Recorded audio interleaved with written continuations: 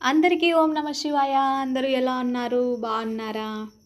నాకు ఎక్కువగా వచ్చే ఆలోచన ఏంటంటే ఆహ్, ఒక్కోసారి మన బాడీలో పార్ట్స్ ఉంటాయి కదా! అంటే పంచేంద్రియాలు తీసుకుందాము.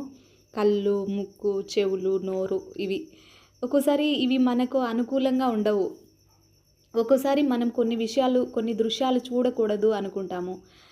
కానీ ఆటోమేటిక్‌గా కొన్ని పనికిమాలిన దృశ్యాల వైపు మన కళ్ళు చూస్తూ ఉంటాయి. అప్పుడు మనకి కళ్ళు మోసం చేసినట్టే గదా! మళ్ళీ నోరు తీసుకుందాం మళ్ళీ. కొన్ని కొన్ని విషయాలు మనము దబ దబ దబ మాట్లాడేస్తూ ఉంటాం. మన ఇంట్లో వాళ్ళని కావచ్చు, ఎవరినైనా. ఫటఫటమని వాగుతూ ఉంటామనమాట. మళ్ళీ అనుకుంటాం ఇలా మాట్లాడకూడదు గదా! మాట్లాడకుండా ఉండింటే బావుండేది గదా! అనేసి మళ్ళీ బాధపడతాము. అదే విధంగా మనల్ని ఎవరైనా మాట్లాడినప్పుడు ఎందుకు వాళ్ళు ఇలా మాట్లాడారు మన గురించి అనేసి చెవులు ఆటోమేటిక్‌గా వింటాయి కాబట్టి అప్పుడు చెవులు గూడా ఆటోమేటిక్‌గా అవి గూడా మనం వినకూడదనమాట. అన్ని పంచేంద్రియాలు మనకు అనుకూలంగా ఉండవు. వాటికి అనుకూలంగా మనం అస్సలు ఉండకూడదు అని అనిపిస్తుంది నాకైతే. అందుకనే మన బుద్ధికి అనుకూలంగా మనం ఉండాలి. ఒక్కోసారి మన పంచేంద్రియాలు గూడా మనల్ని ఖచ్చితంగా మోసం జేస్తాయి. అనేసి నేనైతే ఎక్కువగా ఆలోచిస్తూ ఉంటాననమాట. మా నాన్నగారైతే ఎక్కువ భగవద్గీత, రామాయణము ఇది ఎక్కువ చదివేవారనమాట. నేనైతే చిన్నప్పటి నుంచి వింటూ పెరిగాననమాట. ఎక్కువగా చదివిందైతే లేదు.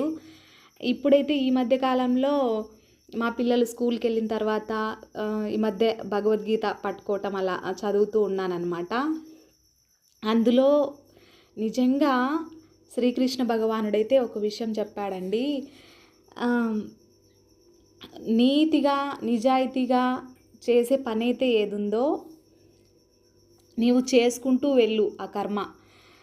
కానీ ఫలితం మాత్రం నాకొదిలేసేయి అని. అందుకే మనం చేసే పని ఏదైనా సరే ఒకరిని దుర్మార్గంగా మాట్లాడకూడదు. మన పనేదో మనం చేసుకుంటూ వెళ్ళాలి.